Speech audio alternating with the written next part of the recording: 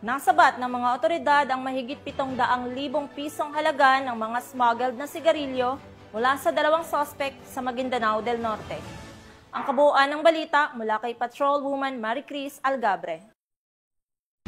Nasabat ang 700,000 pesos halaga ng smuggled cigarettes mula sa naarestong dalawang suspect sa isinagawang checkpoint operation ng Parang Municipal Police Station sa barangay Nituan, Parang, Maguindanao del Norte. Nito lamang ika-4 ng Agosto taong kasalukuyan.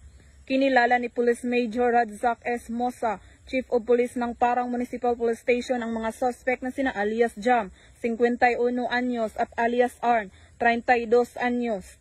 Bandang alas 3:30 ng hapon nang isagawa ang naturang operasyon ng mga tauhan ng Parang Municipal Police Station, katuwang ang Provincial Intelligence Unit Maguindanao del Norte, 1st Provincial Mobile Force Company, 1401st Regional Mobile Force Company at Regional Mobile Force Battalion 14A na nagresulta sa pagkakaaresto ng mga suspect at pagkakasabat ng mga puslit na UC na lula ng Isuzu van truck.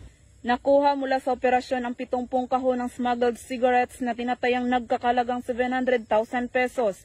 Ang mga arestadong suspect kasama ang mga ebidensya ay nasa kustudiya ng pulisya at nakatakdang i-turnover sa Bureau of Customs para sa tamang disposisyon.